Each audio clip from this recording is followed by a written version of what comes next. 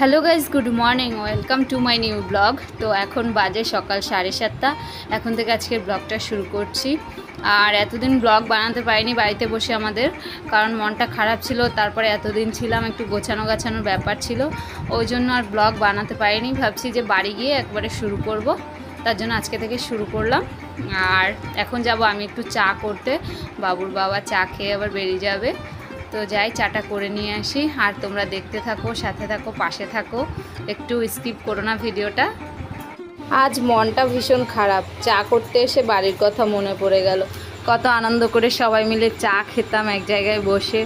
বোন ঘুম থেকে দেরি করে উঠতো, তো ওর চোখে জল দিয়ে আমি ওকে ঘুম দিয়ে তুলে দিতাম চা খাওয়ার জন্য। ও আবার আমার উপরে রেগে যেত। হয়তো এমনও হতো কখনো ঘুম থেকে উঠে আমার সাথে কথাই বলতো না, কেন ওকে চোখে জল দিয়ে আমি তুলে দিলাম, ওর ঘুমটা কেন ভাঙিয়ে দিলাম। তো যাই হোক, ওদেরকে খুব মিস করছি। অনেক দিনই ছিলাম বাবার বাড়িতে, প্রায় 1.5 মাসের কাছাকাছি।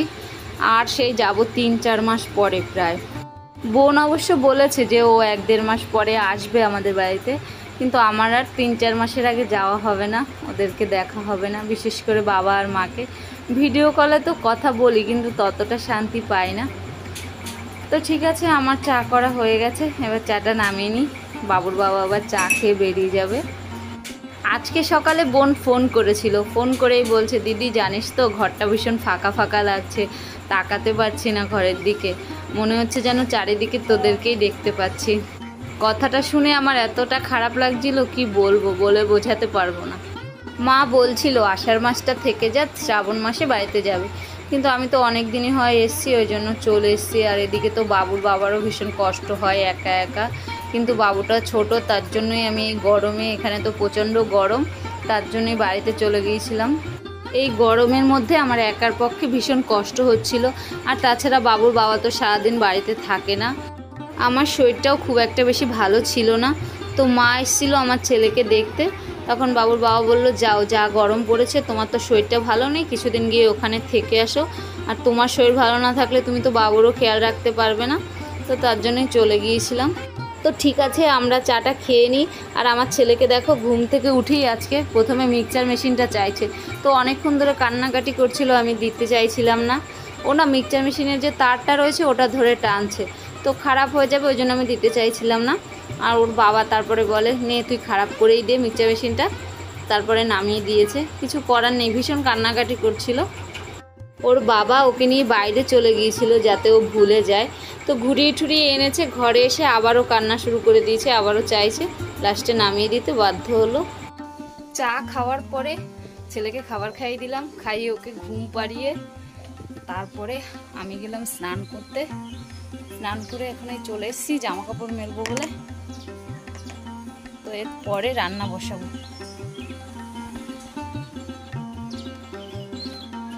আজকে একটা মেঘলা মেঘলা ওয়েদার করে আছে। কালকে রাতে হালকা হালকা বৃষ্টি হয়েছিল।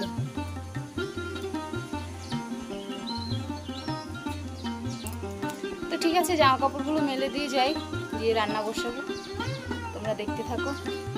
আজকে আর বাবুর বাবা বাজারে যায়নি, ঘরে ডিম ছিল, তো এটাই রান্না করব।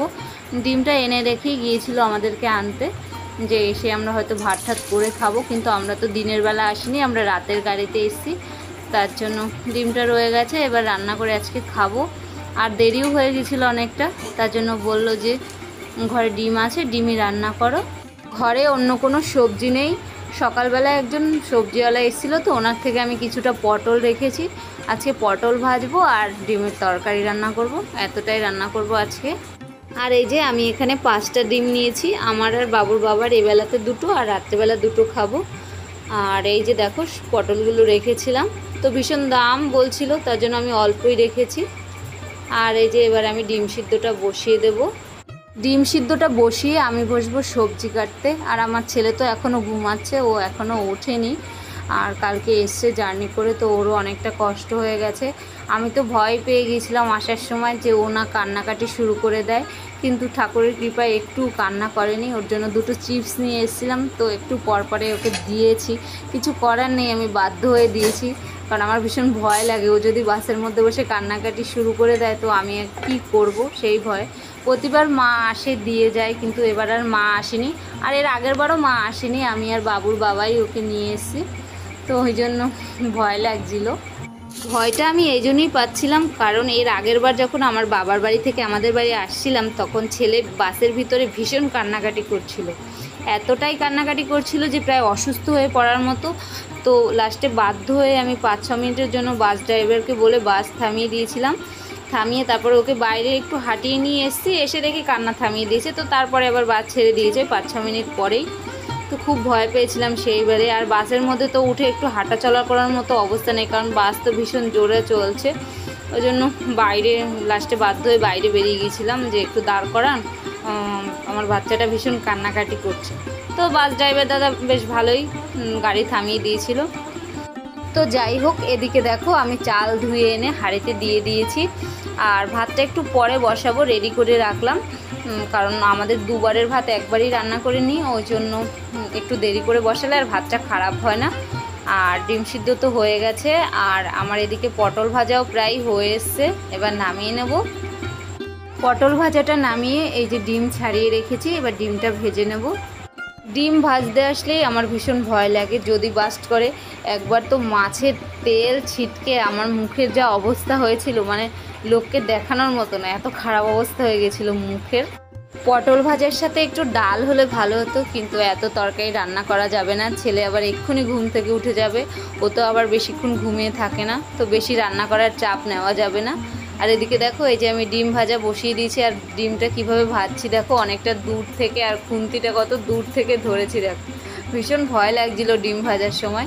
আমার সবসময়ই ডিম ভাজতে ভীষণ ভয় লাগে, যে কখন ছিটকে নাক মুখে চলে আসে। তো ভয়ে ভয়ে ডিমগুলো ভেজে নিচ্ছিলাম। অনেক দিন পর আজ ডিমের তরকারি দিয়ে ভাত খাবো।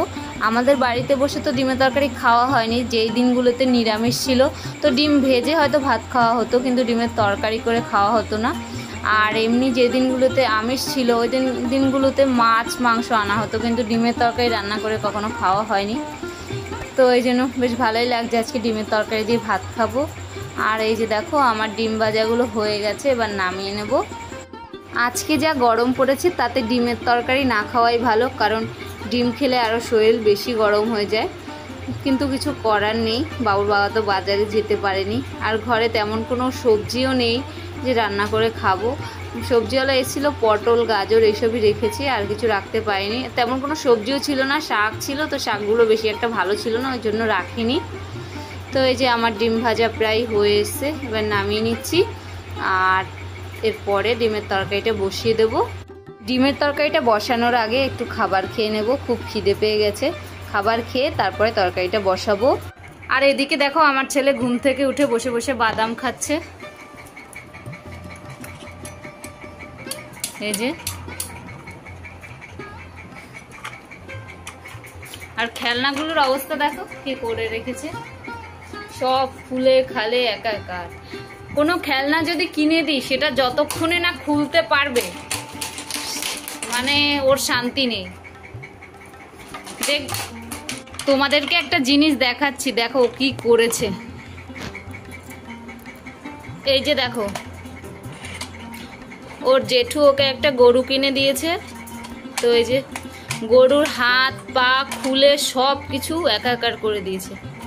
শিংটাও খুলে ফেলেছিল, আমি ওই ফেভিকুইক দিয়ে আটকে দিয়েছি। তারপরে ওই পা একটা কোথায় গেছে কে জানে। গরুটা বেশ চলতো, এখানে একটা পিছনে যে দড়ি রয়েছে, তো এটা টেনে দিলে বেশ আলো জ্বলতো, কিন্তু এখন আর চলেও না গরুটা। খুব সুন্দর লাগতো তখন, ভেঙে চুরে একাকার করে দিয়েছে। ওই দেখো গরুটা ভেঙে গেছে, তার জন্য মাথায় হাত দিয়েছে, নিজেই ভেঙে এখন নিজেই মাথায় হাত দিয়েছে। কি করেছো তুমি এটা? তুমি এটা কি করেছো? এখন তার গরুটা চলবে না বাবা, এটা আটকে রাখো, এটা আটকে রাখো। মারতে নেই সোনা, দেখো আমাকে মারতে চলে এসে। বাবু মারতে নেই, দেখো মারে কিরকম করে, চামচ দিয়ে মারবে আমাকে। এই যে দেখো, এটা তো কত সুন্দর ছিল, দেখো হাত ভেঙে দিয়েছে, কারো পা ভেঙে দিয়েছে, কারো হাত ভেঙে দিয়েছে। এই হাঁসটার 3টে বাচ্চা ছিল, বাচ্চাগুলো কোথায় ফেলে দিয়েছে কে জানে, সব ভেঙে চুরে। এটাতে আওয়াজ হয়। হ্যাঁ এই যে টিং টিং টিং। এই দেখো মোরগটার অবস্থা দেখো, মোরগটার একটা লাঠি ছিল সব খুলে ফেলেছে, মোরগটার পাকগুলো দেখো খুলে রেখে দিয়েছে। এই যে ফোনের অবস্থা খারাপ করে দিয়েছে, কত খেলনা যে কিনে দিয়েছি সব ভেঙে দিয়েছে সব। ওই যে এখন নিজেই মাথায় হাত দিচ্ছে বারবার, ভাবছে যে এগুলো আমি কি করলাম।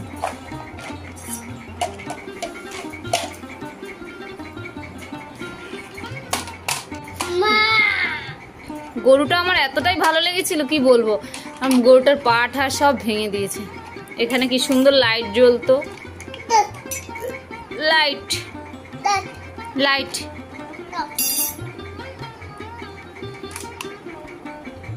সারাক্ষণ এইসব দুষ্টামি করবে, একদম খেতে চায় না, একদম মানে খাওয়াতে গেলে মাথা খারাপ হচ্ছে। আমার ছেলেকে নিয়ে আমি ভীষণ চিন্তায় পড়ে গেছি, একদমই খাবার খেতে চায় না।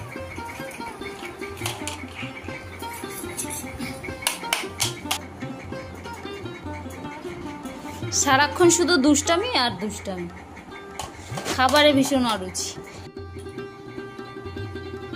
আর এদিকে দেখো এই যে আমার ভাতও হয়ে এসছে, ভাতটা বসিয়ে দিয়েছিলাম। এই যে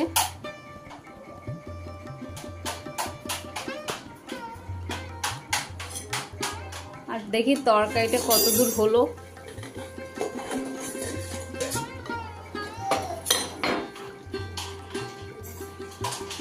আর এদিকে এই যে ডিমের তরকারিটাও প্রায় হয়ে এসছে।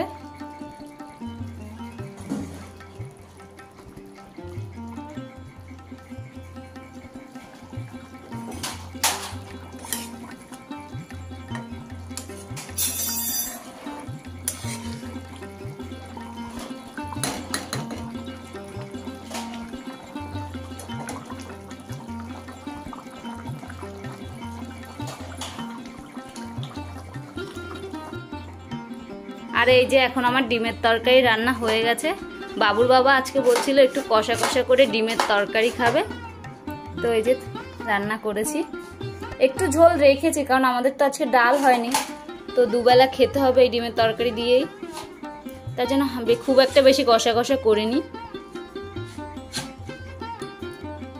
আর এবার যাব আমার ছেলেকে স্নান করাতে।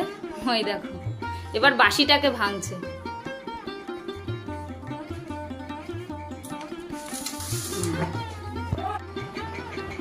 আর এই যে আমাদের পাশের ঘর থেকে আমার ছেলেকে একটা মিষ্টি খেতে দিয়েছে, ওনাদের ঘরে লোকজন এসেছিল, তো আমি একটু ধরেছি, আমাকে বলছেন না না না, আমি একটু নেবো, নি একটু নি, আমাকে দেবে না। ও চিনি খেতে খুঁজছিল কিন্তু আমার ঘরে আজকে চিনি নেই। আর দেখি তখনই কাকিমা মিষ্টি দিয়েছে।